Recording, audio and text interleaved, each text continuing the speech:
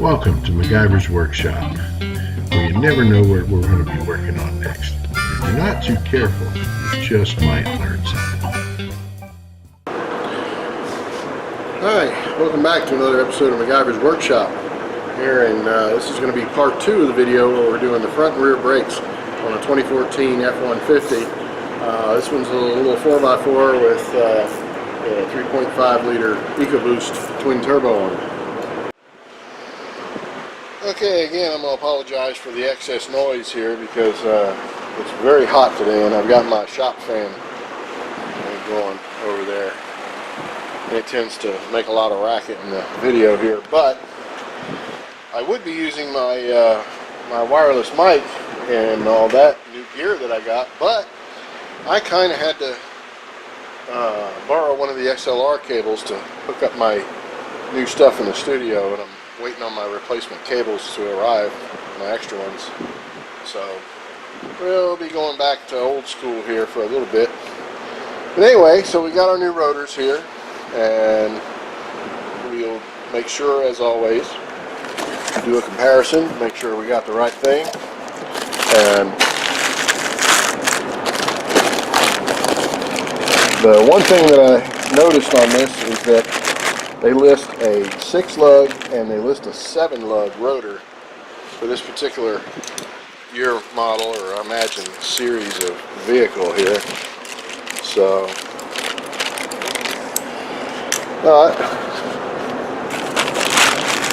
make sure we got the right thing here. And the only difference I see is this one's got the threaded holes to pop it off the hub, which I think is a very good thing because they can get stuck on there pretty good. The one on the passenger side popped right off, no problem, but the driver's side gave me some fits. Had to take a block of wood and wail on it pretty good to get it to break loose. But there you go. As I said earlier, I'm going to go over this hub with a little piece of emery cloth here. Just clean some of that surface rust that was on there.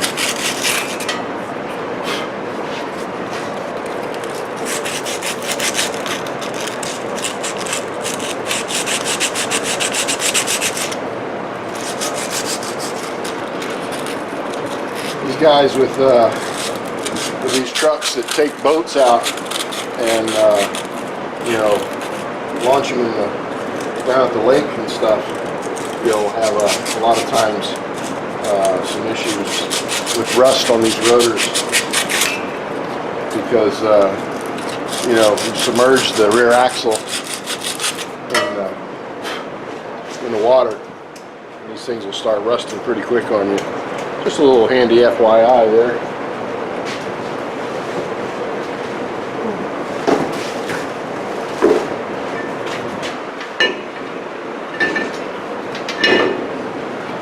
There we go. She's on there all nice and tidy. Okie dokie. Now let's put our caliper bracket back on here. And of course, put just a little dab of thread locker on there. Go back in with it. I'm going to block my camera angle here, but sorry about that.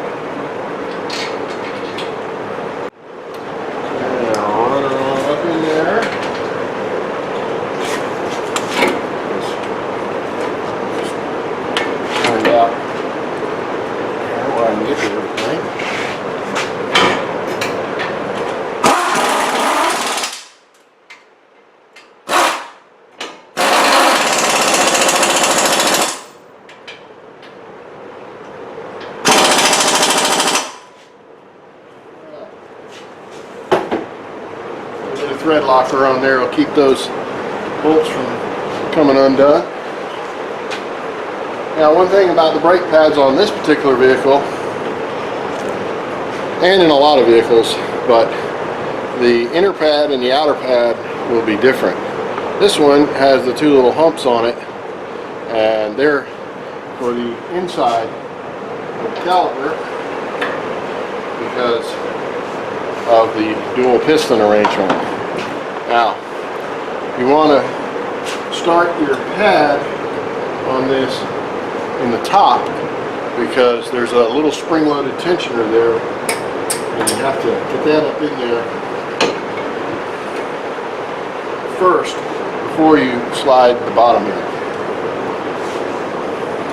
And same with this side. Up in there like thusly.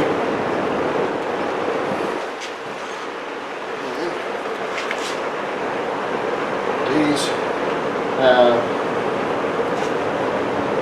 shims and everything built in on the back of the pads, so you don't have to treat them or put any goob on them or anything like that.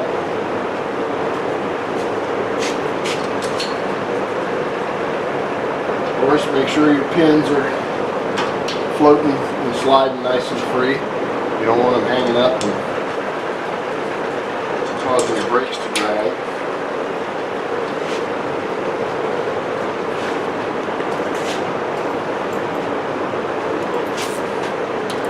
Then you just run these back in.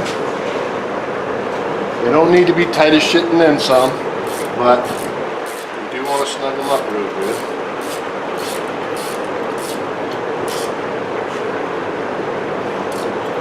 And there we have it. Put our tire back on, and we'll be good to go here, at least for the fronts.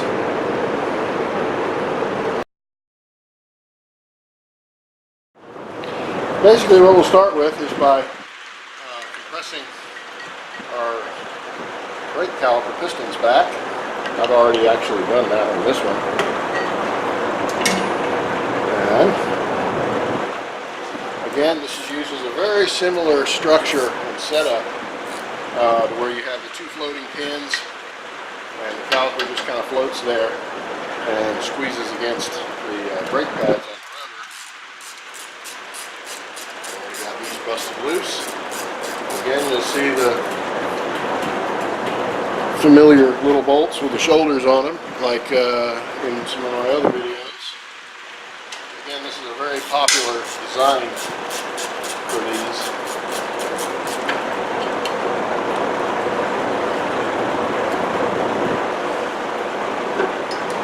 Set that there.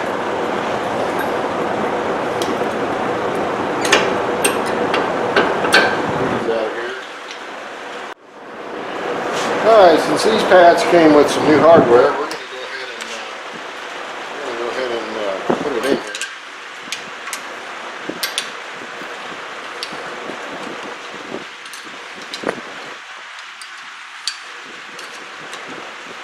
And as I've said in my other videos, just as an abundance of caution, I always do these one at a time.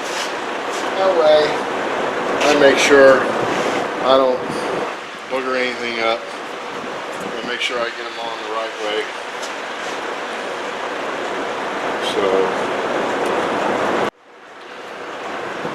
Okay, so after just a minor little bit of fighting, those little things pop back up in there and they're a tight fit. We slide our pads in, put our caliper back on, easy peasy.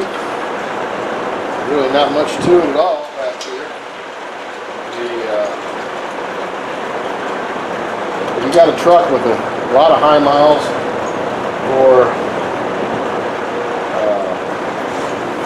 somebody, of course when you're doing a brake job you always want to check to make sure the parking brake works anyway, but this truck has a little drum brake set up in here that works off the parking brake pedal.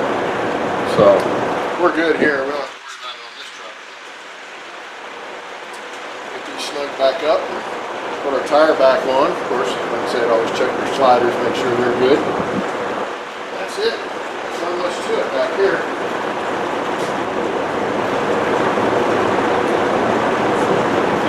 As I should go over one little bit. I mentioned earlier in the first part, this surface is just absolutely perfect. There's nothing we need to worry about back here. And frankly, the back brakes on this truck, or any pickup for that matter, do so little of the braking. you know, maybe 10-15% compared to the fronts. So that's why the back brakes will always last a heck of a lot longer than your fronts will. Let's get our big old honking heavy tire on here.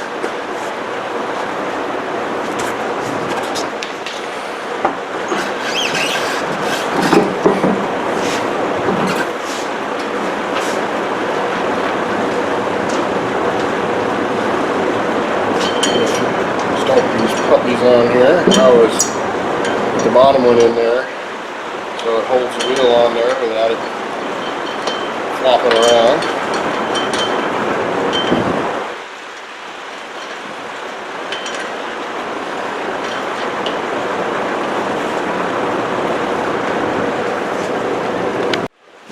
And we'll run them up nice and gentle, like.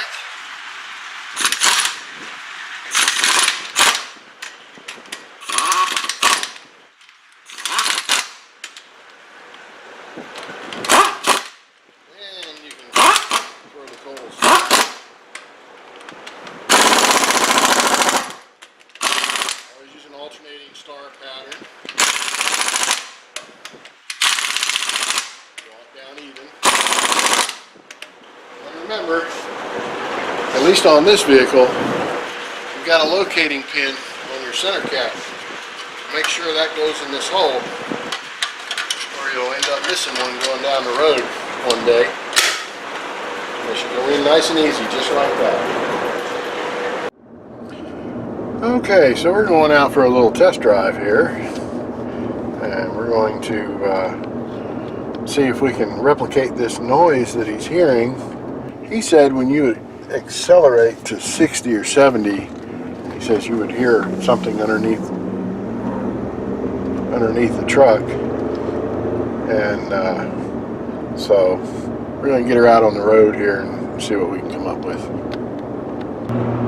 Well, I'm hearing some road noise. Definitely hearing some road noise.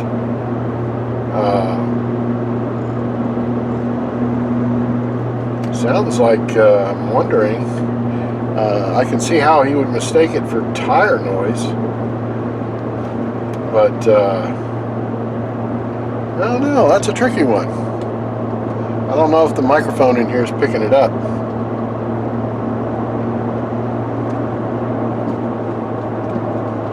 You can definitely hear it.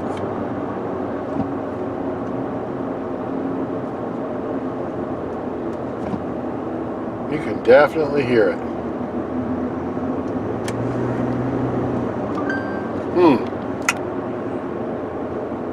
Fascinating. Yeah, I'm definitely calling that a wheel bearing. It sounds like a front left wheel bearing. It's kind of a droning noise that just kind of carries on with vehicle speed, not engine speed.